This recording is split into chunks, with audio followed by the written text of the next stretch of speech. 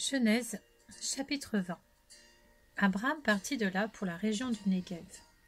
Il s'installa entre Kadès et Chour et fit un séjour à Guérar. Abraham disait à propos de sa femme Sarah, « C'est ma sœur. » Abimélec, roi de Guérar, fit enlever Sarah. Alors Dieu apparut à Abimélec dans un rêve pendant la nuit et lui dit, « Tu vas mourir à cause de la femme que tu as enlevée, car elle est mariée. » Abimélec, qui ne s'était pas encore approché d'elle, répondit, « Seigneur, détruirais-tu même une nation juste? Ne m'a-t-il pas dit qu'elle était sa sœur, et elle-même? N'a-t-elle pas dit qu'il était son frère? C'est avec un cœur intègre et des mains innocentes que j'ai agi. » Dieu lui dit dans son rêve, « Je sais moi aussi que tu as agi avec un cœur intègre, si bien que je t'ai moi-même empêché de pécher contre moi. Voilà pourquoi je n'ai pas permis que tu la touches. Maintenant, rends la femme de cet homme, car c'est un prophète. Il priera pour toi, et tu vivras. Mais si tu ne la rends pas, sache que tu mourras, toi et tout ce qui t'appartient. » Abimélec se leva de bon matin, appela tous ses serviteurs et leur raconta toute l'affaire. Ces gens furent alors saisis d'une grande frayeur. Abimélec appela aussi Abraham et lui dit, « Qu'est-ce que tu nous as fait? Quel péché ai-je commis contre toi pour que tu fasses venir sur moi et sur mon royaume un si grand péché? Tu as commis envers moi des actes qui ne doivent pas se commettre. » Abimélec dit encore à Abraham, « Quelle intention avais-tu pour agir ainsi? » Abraham répondit, « Je me disais qu'il n'y avait sans doute aucune crainte de Dieu dans ce pays, et que l'on me tuerait à cause de ma femme. De plus, il est vrai qu'elle est ma sœur, puisqu'elle est la fille de mon père. Seulement, elle n'est pas la fille de ma mère, et elle est devenue ma femme. Lorsque Dieu m'a fait errer loin de ma famille, j'ai dit à Sarah, « Voici l'acte de bonté dont tu pourras faire preuve envers moi. Partout où nous irons, présente-moi comme ton frère. » Abimélec prit des brebis et des bœufs, des serviteurs et des servantes, et il les donna à Abraham. De plus, il lui rendit sa femme Sarah en disant, « Mon pays est devant toi, installe-toi où il te plaira. » Quant à Sarah, il lui dit, « Je donne à ton frère 1000 pièces d'argent. Ce sera pour toi comme un voile sur les yeux pour tous ceux qui sont avec toi. Ainsi, ton innocence sera prouvée devant tous. » Abraham pria Dieu, et Dieu guérit Abimélec, sa femme et ses servantes, de sorte qu'elles purent avoir des enfants. En effet, l'Éternel avait frappé de stérilité tout le foyer d'Abimélec à cause de Sarah, la femme d'Abraham. Genèse, chapitre 21. L'Éternel intervint en faveur de Sarah, comme il l'avait dit, il accomplit pour elle ce qu'il avait promis.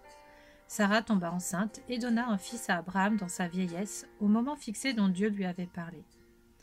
Abraham appela Isaac, le fils qui lui était né, que Sarah lui avait donné. Il circoncit son fils Isaac lorsqu'il fut âgé de 8 jours, comme Dieu le lui avait ordonné. Abraham était âgé de 100 ans à la naissance de son fils Isaac. Sarah dit, « Dieu m'a donné un sujet de rire, et tous ceux qui l'apprendront riront de moi. » Elle ajouta, « Qui aurait osé dire à Abraham, Sarah allaitera des enfants? Pourtant, je lui ai donné un fils dans sa vieillesse. » L'enfant grandit et fut sevré. Abraham fit un grand festin le jour où Isaac fut sevré. Sarah fit rire le fils que l'Égyptienne Agar avait donné à Abraham. Alors elle dit à Abraham, « Chasse cet esclave et son fils, car le fils de cet esclave n'héritera pas avec mon fils, avec Isaac. » Cette parole déplut beaucoup à Abraham parce que c'était son fils. Cependant, Dieu dit à Abraham, « Que cela ne te déplaise pas à cause de l'enfant et de ton esclave. Quoi que te dise Sarah, écoute-la, car c'est par Isaac qu'une descendance te sera assurée. Je ferai aussi une nation du fils de l'esclave, car il est ta descendance. » Abraham se leva de bon matin. Il prit du pain et une outre d'eau qu'il donna à Agar et plaça sur son épaule. Il lui remit aussi l'enfant et la renvoya. Elle s'en alla et se perdit dans le désert de Beersheba. Quand l'eau de l'outre fut épuisée, elle laissa l'enfant sous un des arbrisseaux et alla s'asseoir vis-à-vis, à la distance d'une portée d'arc, car elle se disait, « Je ne veux pas voir mourir mon enfant. » Elle s'assit donc vis-à-vis de lui et se mit à pleurer tout haut. Dieu entendit les cris de l'enfant. L'ange de Dieu appela Agar depuis le ciel et lui dit, « Qu'as-tu, Agar? N'aie pas peur, car Dieu a entendu les cris de l'enfant là où il se trouve. Lève-toi, relève l'enfant et tiens-le par la main, car je ferai de lui une grande nation. » Dieu lui ouvrit les yeux et elle vit un puits. Elle alla remplir l'outre d'eau et donna à boire à l'enfant. Dieu fut avec l'enfant. Celui-ci grandit, habita dans le désert et devint tireur à l'arc. Il s'installa dans le désert de Paran et sa mère prit pour lui une femme égyptienne. À cette époque-là, Abimélec, accompagné de Picol, le chef de son armée, dit à Abraham : « Dieu est avec toi dans tout ce que tu fais. Jure-moi maintenant ici, au nom de Dieu, que tu ne me tromperas pas, ni moi, ni mes enfants, ni mes petits-enfants, et que tu feras preuve envers moi et envers le pays où tu séjournes de la même bonté que moi envers toi. » Abraham dit : « Je le jurerai. » Il fit toutefois des reproches à Abimélec au sujet d'un puits dont les serviteurs d'Abimélec s'étaient emparés de force.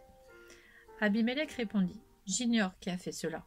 Tu ne m'en avais pas informé et moi-même je n'en entends parler qu'aujourd'hui. » Abraham prit des brebis et des bœufs qu'il donna à Abimélec, et ils conclurent tous les deux une alliance. Abraham mit à part 7 jeunes brebis.